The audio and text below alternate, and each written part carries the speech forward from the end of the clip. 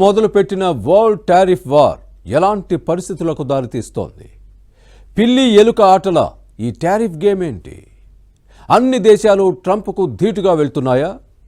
భయపెట్టాలనుకున్న ట్రంపే చివరకు భయపడాల్సిన పరిస్థితులు ఏర్పడుతున్నాయా? ఈ టారిఫ్ల ఆటలో ట్రంప్ హీరో అవుతారా, జీరోగా మిగులుతారా?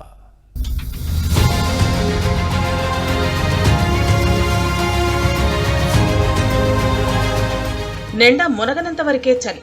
ఒకసారి మునిగిన తర్వాత చలి గిలి జాంతానే. చలికి భయపడే ప్రసక్తే ఉండదు. ఇది మన పెద్దలు చెప్పే నానుడి. ట్రంప్నకు ఈ తత్వం ఇప్పటికే బాగా అర్థమై ఉండాలి. ఎందుకంటే రెండోసారి అధికారంలోకి వచ్చినప్పటి నుంచి ట్రంప్ తన మార్కు ట్రంపరితనంతో దూకుడుగా వెళ్తున్నారు. ఈ క్రమంలోనే ప్రపంచ వాణిజ్య రంగంలో భారీ సుంకాలతో యుద్ధానికి తెరలేపారు. మెక్సికో, కెనడాలతో పాటు చైనాపై కూడా సుంకాల కొరడాను జొలిపించారు.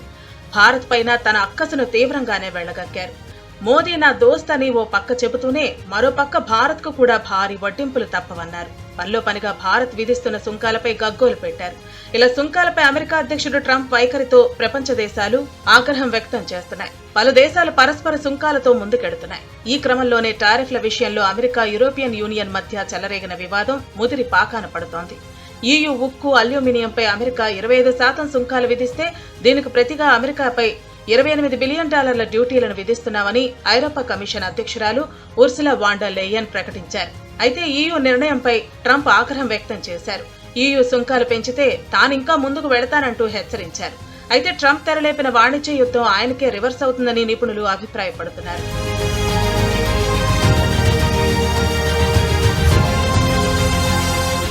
ప్రతీకార సుంకాలు ఉంటాయని కెనడా, యూరోపియన్ యూనియన్ తేల్చి చెప్పడంతో ట్రంప్నకు తత్వం బోధపడింది. ఈ క్రమంలోనే కెనడాకు చెందిన ఉక్కు, అల్యూమినియంపై 50% టారిఫ్ విధిస్తామని ప్రకటించిన ట్రంప్ యూటర్న్ తీసుకున్నారు.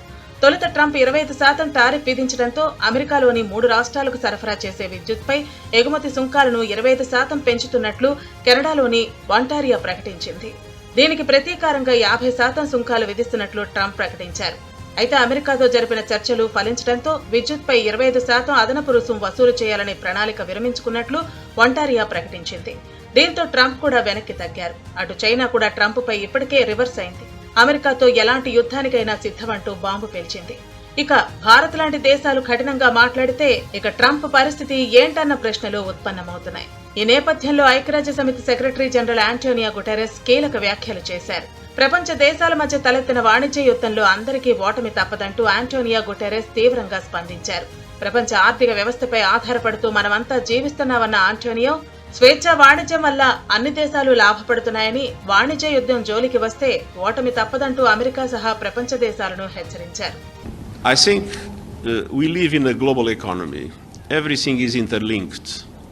And obviously one of the great advantages of having a situation of free trade is to create the conditions for all countries to benefit.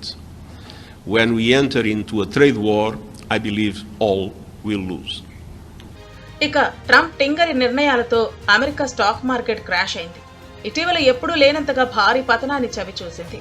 అధిక అమ్మకాల ఒత్తిడితో అమెరికన్ మార్కెట్లో టెన్షన్ పెంచింది.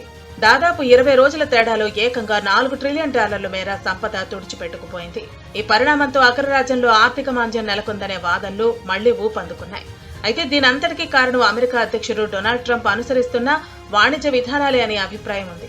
ఇక ట్రంప్ ఉత్తర్వులపై అమెరికన్లోనూ వ్యతిరేకత వ్యక్తం అవుతోంది. ఈ చర్యల వల్ల దేశంలో ఇంధన ధరలు పెరిగే ముప్పుందని అమెరికా పెట్రోలియం ఇన్స్టిట్యూట్ హెచ్చరించింది. అమెరికా ఛాంబర్ ఆఫ్ కామర్స్ కూడా ట్రంప్ చర్యను విమర్శించింది.